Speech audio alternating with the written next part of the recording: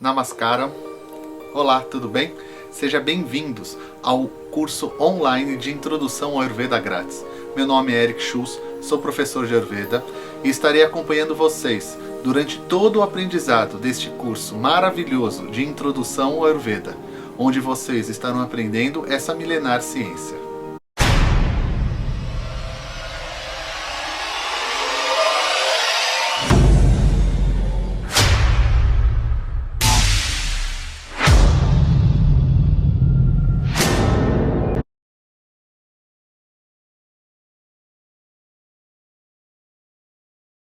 Olá, namastê, tudo bem? Bom, agora vamos iniciar a segunda parte da segunda aula do curso online de Introdução ao Ayurveda grátis. Nessa aula vamos falar um pouquinho sobre dosha e subdosha. Eis um assunto que é gigante dentro do Ayurveda, um assunto maravilhoso, que a gente poderia ficar aqui também 10 meses falando só sobre ele, como foi na aula anterior. Mas a gente tem pouco tempo, eu vou tentar sintetizar, já incluí algumas dúvidas que eu recebi, já incluí dúvidas do dia a dia que muita gente pergunta, tá? Isso vai ser bem legal, perfeito? E vocês que estão assistindo o curso de forma praticamente semanal, quando eu vou colocando os cursos, as aulas, vocês podem mandar e-mail para a gente, como está na plataforma, com as dúvidas que vocês têm, que vocês possuem, eu vou encaixar nas aulas. Porque eu sei que as dúvidas da maioria das pessoas são dúvidas do dia a dia, que a maioria das pessoas tem, e às vezes eu posso esquecer de responder uma ou outra dúvida aqui. Então, caso vocês tenham dúvida, mandem por e-mail. Eu não vou responder dúvida por e-mail, aviso antes, tá? Muitas dúvidas poderão ser respondidas nas aulas daqui 2, 3, 4 semanas. Então, aguardem, tenha bastante paciência. Mas a gente consegue responder todas as dúvidas, tá bom? Caso alguma dúvida já tenha sido respondida em alguma aula já gravada, a esses eu respondo falando, olha, já foi respondido na aula tal, perfeito? As dúvidas que ainda não foram respondidas eu vou colocando, tá? E quem está assistindo esse vídeo depois que ele foi inteirinho gravado e colocado no ar, tá? Assistam até o final. Quando terminar o curso, se a pergunta não foi respondida, aí você manda e-mail e a gente conversa. Mas aí já vai ser uma outra questão. Vamos lá então? Então, para começar a aula de dosha e subdosha, vamos fazer o mantra Adamvantari, que você já sabe quem é. Então vamos lá? Mãos frente ao coração espiritual em Pranam Mudra. Todos juntos. Om Namo Bhagavate Vasudevaya Adamvantariye Amrita Kala Sahastaya Sarvamaya Vinasanaya Trailokyanataya Shri Mahavishnave Namaha Om Shanti Shanti Shanti. Namastê. Bem, como eu estava falando antes, né? Vamos falar de dosha. Bem, é bem complexo esse assunto, né? Porque primeiro a gente tem que entender como o ser humano é formado de acordo com a Ayurveda, né? E eu costumo sempre usar esse slide, eu já vi outros professores usarem também, que é justamente a gente, antes de estudar essa racionalidade dentro do Ayurveda, parar e pensar, realmente da onde a gente veio, né? Às vezes a gente fica com conceitos tão travados na nossa mente, conceitos que a gente nem sabe de onde veio o próprio conceito, né? Simplesmente a minha mãe falou, a minha avó falou, meu vizinho falou, meu pastor falou, o padre falou, sei lá mais quem falou, eu acreditei naquilo e vivo com aquilo na minha cabeça. Adaptei algumas palavras e vivo. Mas vamos pensar direitinho, né? Se a gente veio do quê? Foi sem querer? Veio do macaco com uma evolução? Foram matérias que evoluíram? Bactérias?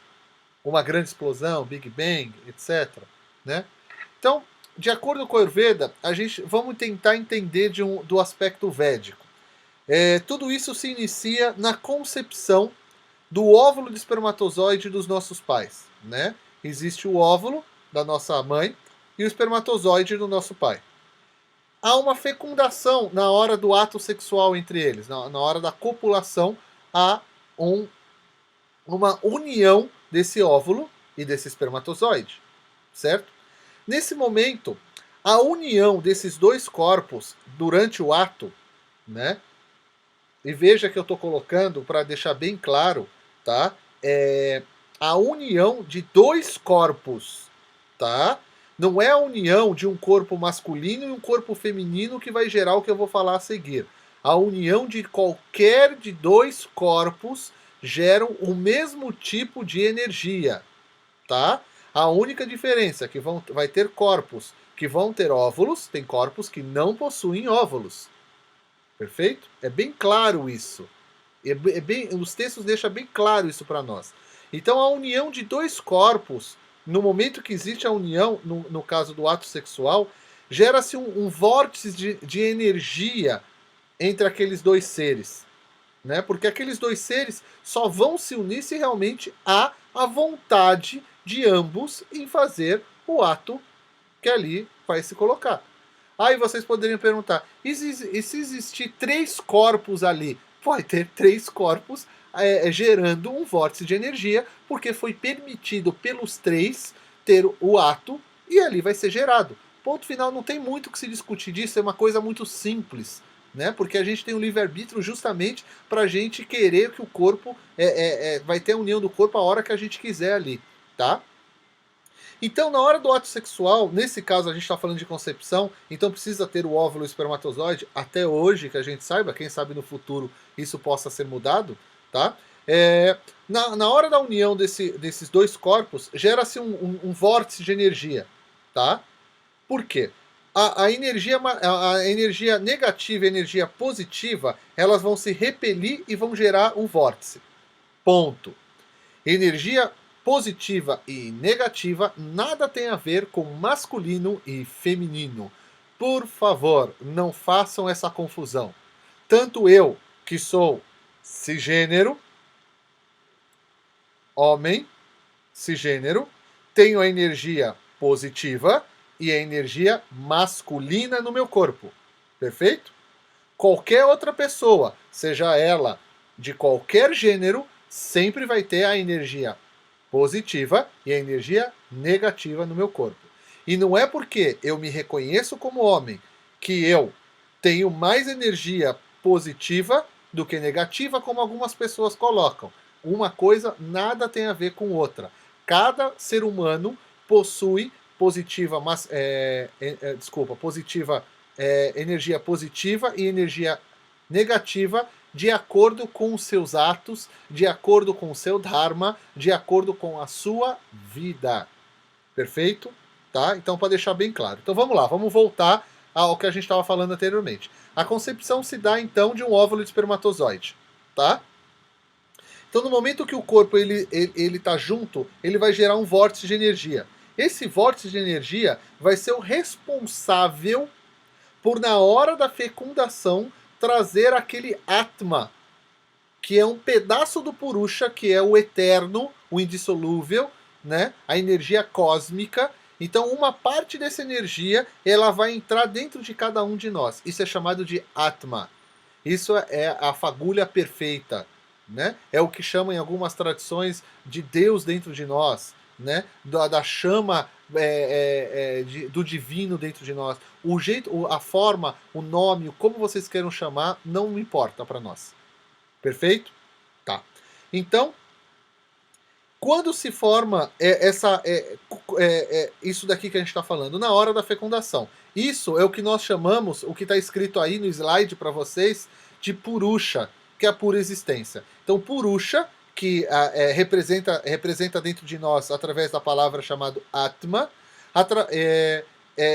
junta-se com o que é chamado de Prakriti, né, que é gerado através da fecundação do óvulo e do espermatozoide nos nossos pais, que é eles que dão toda a origem genética para nós. Nós somos a origem genética dos nossos pais, é gerada Prakriti. E esse vórtice de energia que eu falei para vocês, que é gerado através da união de dois corpos, três, não importa, de corpos, vamos chamar assim, é chamado de Shakti. Shakti, né?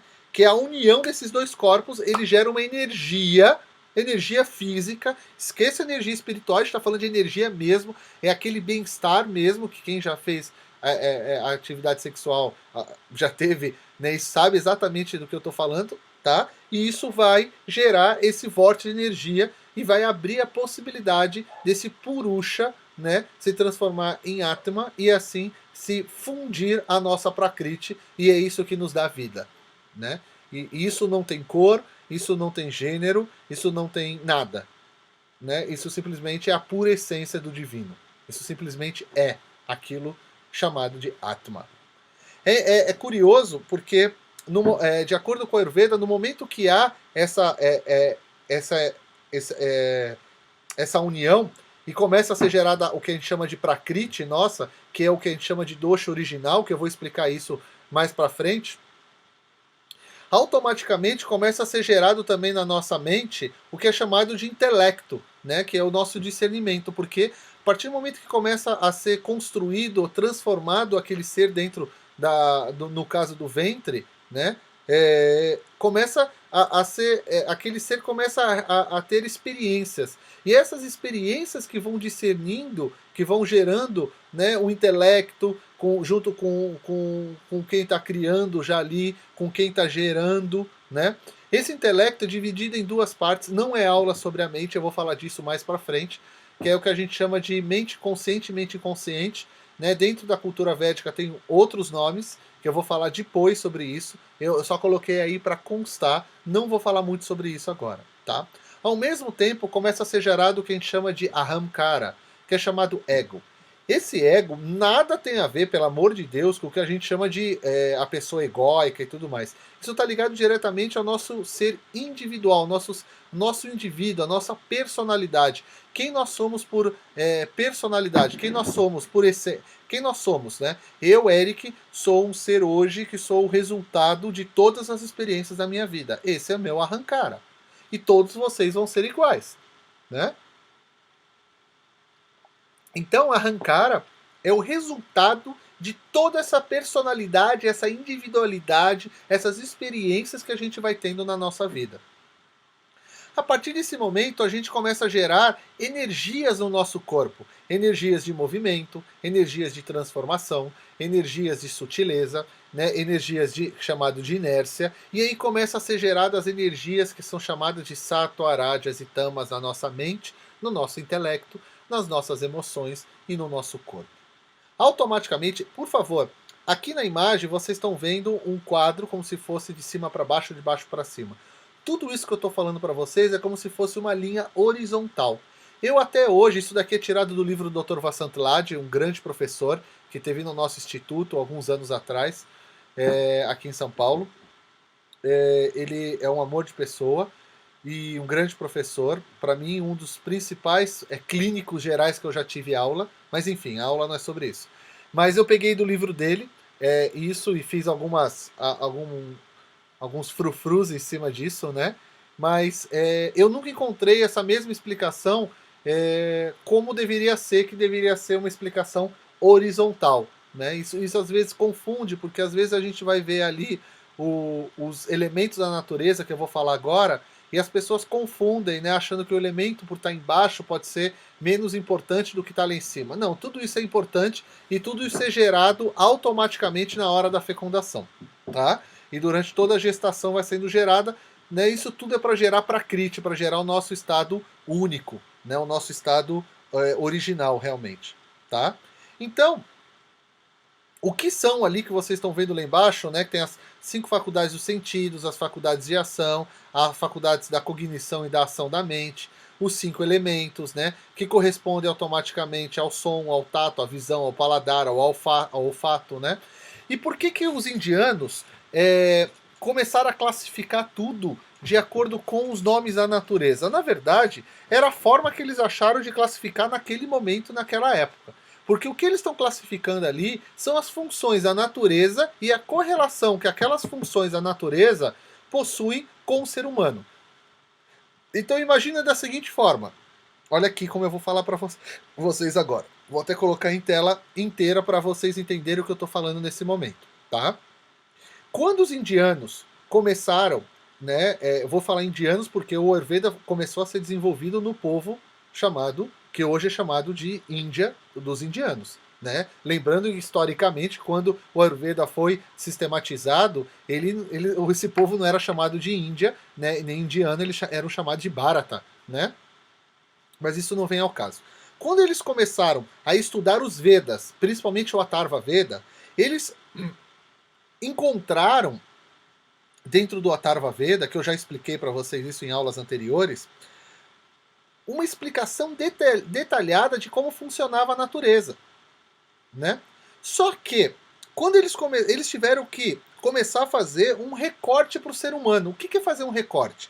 Então eles pegaram toda uma explicação que já existia dentro do Atharva Veda, perfeito, e começaram a estudar aquele mesmo ponto de vista, aquela mesma racionalidade, para estudar o ser humano, nós, perfeito? E eles começaram a fazer, isso é chamado de recorte. Então eles começaram a estudar algo muito mais complexo e fazendo um recorte para o ser humano. Só que eles se depararam, quando eles fizeram isso, eles se depararam, porque toda essa explicação que eu estou dando para vocês, isso veio depois, tá? Porque quando eles foram fazer isso, eles se depararam com uma diferença. A diferença é que o ser humano, para os demais seres vivos da natureza, a gente possui um negócio chamado discernimento, que está lá em cima, chamado de Mahat, né, que é a inteligência cósmica.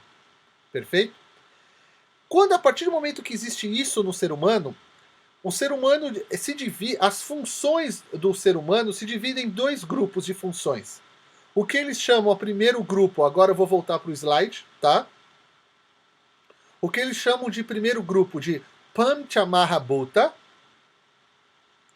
que são todas as funções do nosso organismo dividido em 5 grupos. Pancha, 5, Maha, grande, Bhuta, elemento. Então são 5 grandes elementos que são divididos das funções que nós, seres humanos, possuímos 100% das mesmas. Então o que a gente possui? A gente possui 100% da percepção dessas funções que estão dentro desses 5 grupos. Como o ser humano possui essa questão da percepção, da intelectualidade, né, do que chama aqui de discernimento, o ser humano também começa a gerar essa divisão e tem funções que o ser humano não possui 100% da percepção. Mesmo a gente possuindo muito mais percepção, né, e a gente conseguir raciocinar em cima da percepção humana em diversos outros pontos, né? Como, por exemplo, um animal, ele nasce, por exemplo, um cachorro, ele nasce um cachorro e morre um cachorro. Porque ele nasce com aquela percepção. O ser humano nasce um ser humano, se bobear, ele vai virar qualquer coisa. Porque ele tem esse livre-arbítrio, né, esse discernimento de pensar, de perceber as coisas de formas distintas. Coisa que os animais, em geral, eles não são. Eles não possuem. Né? Isso é bem interessante, esse estudo. Então, aí é onde surgem as primeiras palavras da palavra dosha, que vem de uma raiz chamada dusha, que significa aquilo que obscura, aquilo que a gente não consegue perceber 100%. Então, vamos lá. Vamos tentar explicar novamente. Vamos voltar ao assunto. Então, as funções do nosso organismo são divididas em 2 grupos. Um grupo é chamado de Panchamahabhuta, que é o slide que está aparecendo para vocês, e o outro grupo de funções é chamado de dosha. Tudo isso é função. Sim, tudo isso é função. Perfeito? Perfeito? Tá claro isso. Panchamahabhuta são as funções divididas em 5 grupos, que têm os nomes dos elementos, né? Que correspondem a funções que são as funções que a gente possui 100% da percepção. E dosha são as funções que a gente não possui 100% da percepção. Percebam que a gente não possui 100% da percepção. A gente possui, às vezes, 25%, 10%, 100%, 80% e assim por diante. Então vamos começar pelas funções que a gente possui 100% da percepção. Aí no slide de vocês eu dividi entre Akasha, Vayu e Agni. Espaço, ar e fogo. Né? Então, o Akasha, que é o espaço, são todas as funções do nosso organismo que possuem movimento e gera, assim, espaço dentro do nosso organismo. Não só no nosso organismo físico, como na nossa mente. Perfeito? Vayu ou ar são todas as funções do nosso organismo que geram movimento. Então, os movimentos corporais em geral. Tá? E fogo são são todas as funções do nosso organismo que gera transformação. Então, todas as funções do nosso organismo que gera função está ligado ao elemento Agni, ou conhecido como fogo, né? Temos mais dois aqui. Oi, desculpa, repeti o fogo ali, não era para repetir. Temos o elemento água, né, que são todas as funções aquosas, ou que geram alguma coisa mais aquosa no nosso organismo, né? Então ali, por exemplo, eu coloquei as funções bioquímicas do nosso organismo, para a gente ter uma ideia, as funções de assimilação, tudo mais. Vocês podem me ouvindo e acompanhando o slide, porque no slide às vezes tem coisas a mais do que eu estou falando, eu não costumo seguir 100% do que está no slide, a minha ideia é só para dar algo extra para vocês, tá? E o Prithvi, desculpa, que é o elemento terra, são todas as funções que geram estrutura no nosso organismo, né? Energia mecânica em geral. Então, todas as funções do Akasha, Vayu, Agni, Jala e Prithvi, né? Que é espaço, ar, fogo, água e terra, são funções específicas do nosso organismo.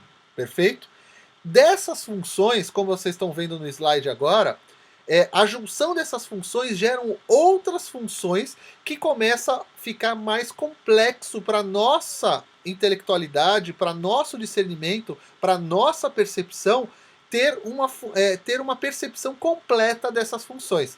E aí, por exemplo, das funções de Akasha e ar, como vocês estão vendo, gera outras funções chamadas de Vata. De fogo e de água, das funções de fogo e de água, gera outro grupo de função chamada Pitta.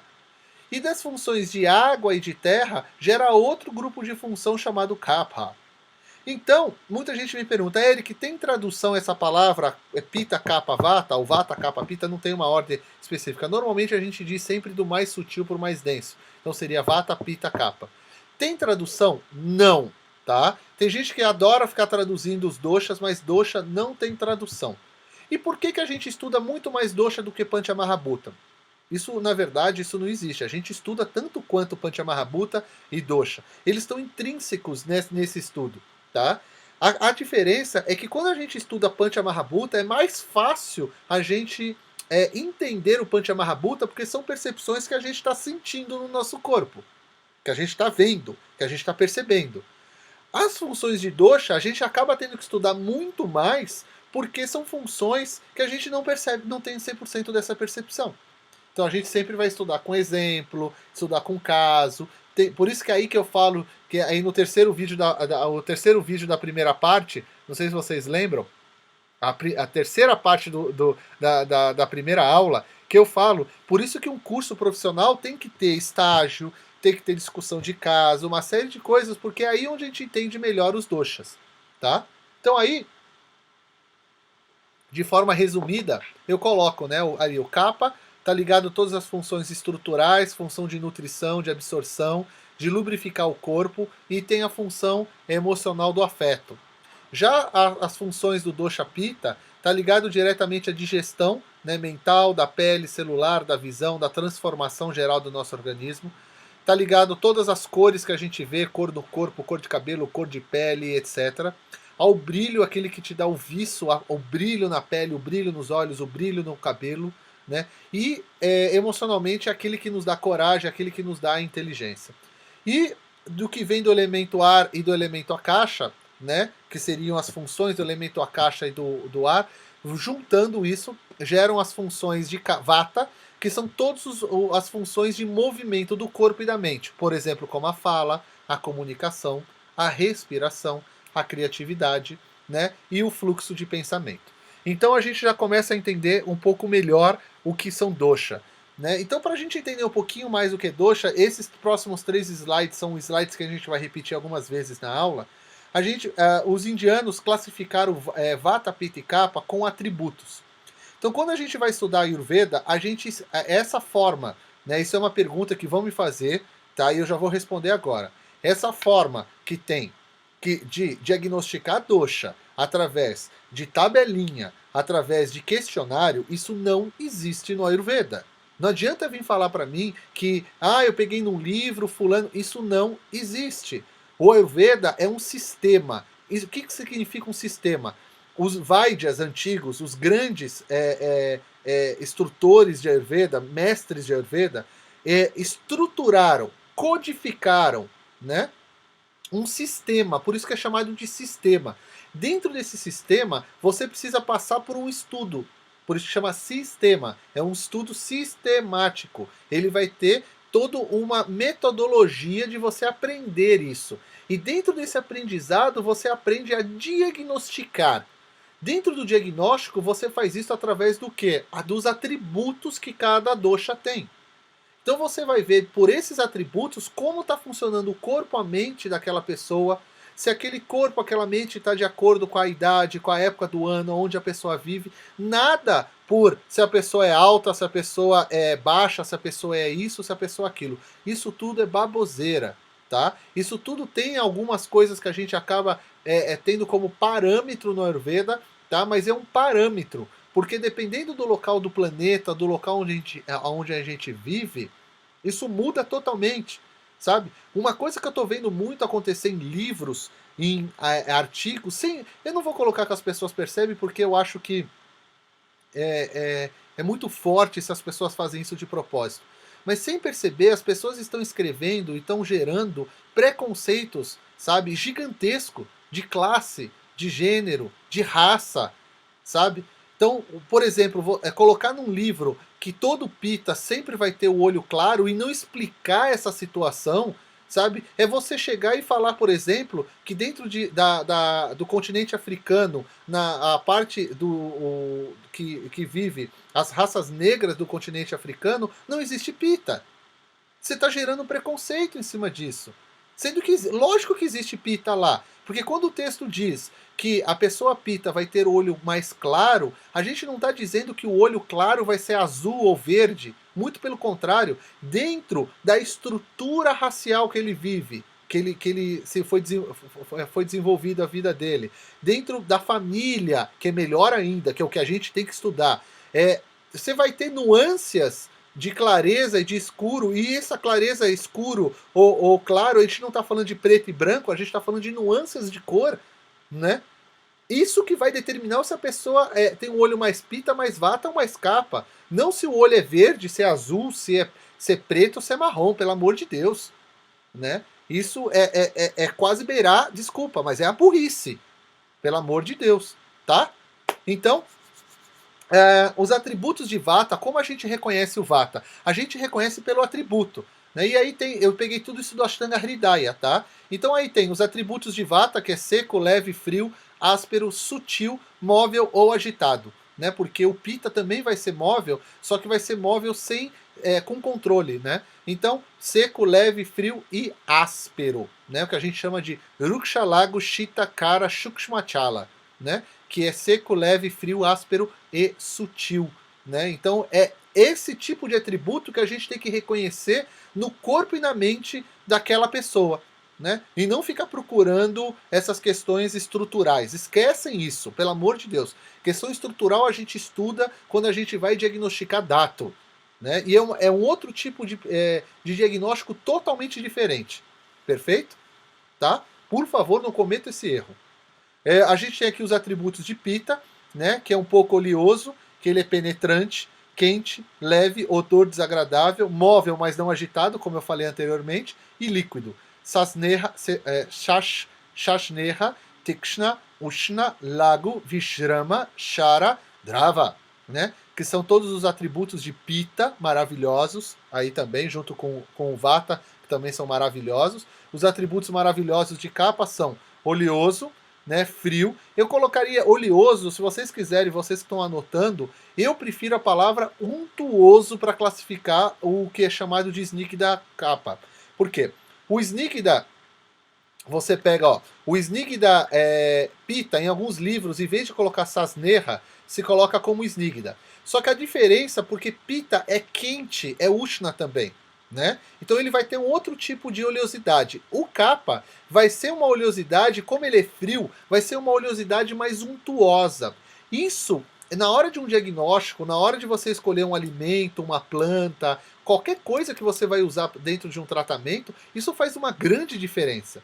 Né? Então, o oleoso, frio, pesado, denso ou lento, pegajoso, suave e estável, Snigdha, Shita, Guru, Manda, Slakshna, Mritshna, Stira, que são os atributos de Kapha. É através desses três atributos, vamos ver novamente aqui, ó, Vata, né, Pitta e Kapha, que é onde a gente vai estudar o dosha. A gente vai entender isso. A minha pele é mais oleosa, a minha pele é mais seca, eu tenho uma temperatura mais quente, mais fria, eu sinto muito calor, pouco calor, né? Eu tenho uma estrutura pesada, sem muito espaço, ou não. Eu sou lento mentalmente, sou mais rápido. Isso, lógico, comparando com outras pessoas, ou até mesmo com a gente. Por isso que um profissional de Ayurveda tem que se conhecer muito bem na hora de fazer um diagnóstico.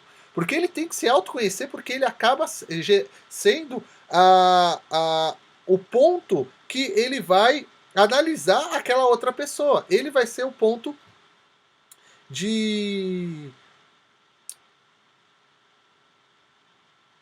Esqueci a palavra.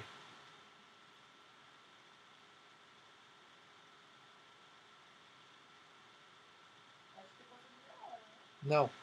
Ponto de... Não. Ele vai ser o ponto de referência, né, para ele poder fazer o diagnóstico das outras pessoas, certo? Aqui é um outro ponto que eu não vou entrar na aula no curso de introdução, não vou entrar mesmo, que são os subdoshas. O que os indianos fizeram naquela época? Fazendo esse recorte que existia no Atharva Veda, eles começaram a estudar profundamente o que é dosha, tá?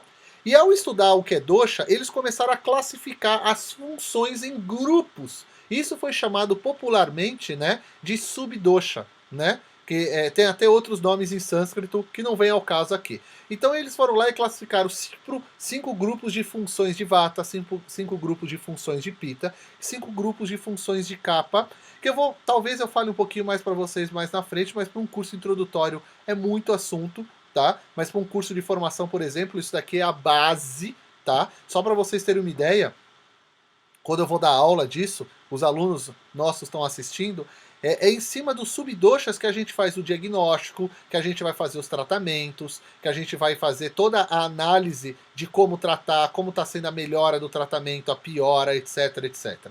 Né? Então é bastante coisa para se estudar no subdosha. Não entra ao caso aqui porque aí a gente detalha bastante. Né? Aqui a gente tem só para vocês terem uma ideia aí como funciona, né? A questão dos doshas aí no corpo, né? Um desenho bem interessante também, tá? E aqui são partes do Ashtanga Hridaya que explica um pouquinho para nós o que é dosha, né? Para a gente finalizar essa parte de dosha. Então, lembrando que dosha, né? É chamado de Vata, Pitta e Kapha, né? Resumidamente, eles destroem e dão suporte, né? Mantém o corpo quando estão anormais e quando estão normais. Quando estão anormais, eles destroem, quando eles estão normais, eles, respectivamente, eles dão suporte. Então, dosha não é totalmente negativo. A gente estuda dosha porque são as funções do nosso corpo. Então, vamos lá. Os doshas são substâncias materiais sempre presentes no nosso corpo. Eles possuem quantidade, qualidade e função. Então, a gente já viu as qualidades, já viu as funções, e as quantidades entra muito na parte de subdosha, próprias e definidas. Eu creio que para o curso de introdução, que eu já falei, já é bastante coisa. Quando estão normais, desempenham diferentes funções no corpo, e desta forma são responsáveis pela manutenção da saúde do que o nosso corpo. Mas eles sempre têm uma tendência a se tornarem anormais, experimentando aumentos ou redução. Então ele aumenta as suas funções ou diminui as suas funções em sua quantidade, em uma ou mais de suas qualidades e em suas funções.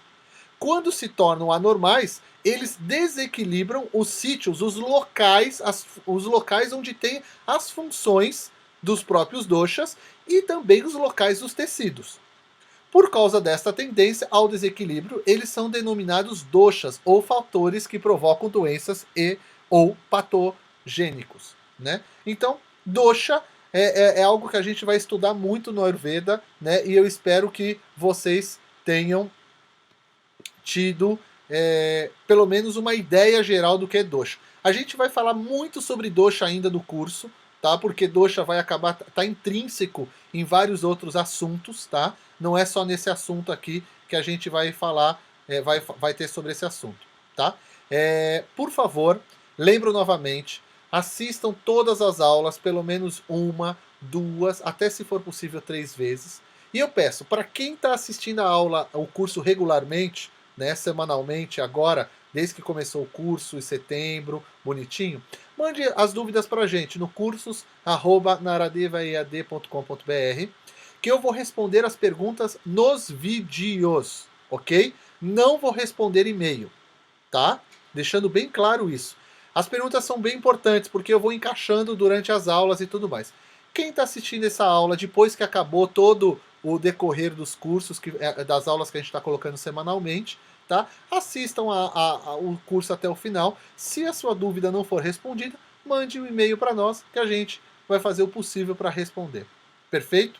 Agradeço vocês, agradeço a gentileza de vocês estarem assistindo o curso. Estudem, ainda vai ter muitas aulas, tá? Tenham paciência, tenham muita calma, tá? Para assistir às aulas. Tem muita coisa ainda por vir. Qualquer dúvida, mande e-mail para nós. Se tiver algum problema na plataforma, mande e-mail para nós. E, por favor, tenham calma, tenham paciência, que tudo vai ser resolvido. O curso vai ser dado semanalmente, está sendo dado. Eu tenho certeza que vocês vão adorar, tá bom? Um grande abraço ayurvédico para todos vocês, tá? Namastê!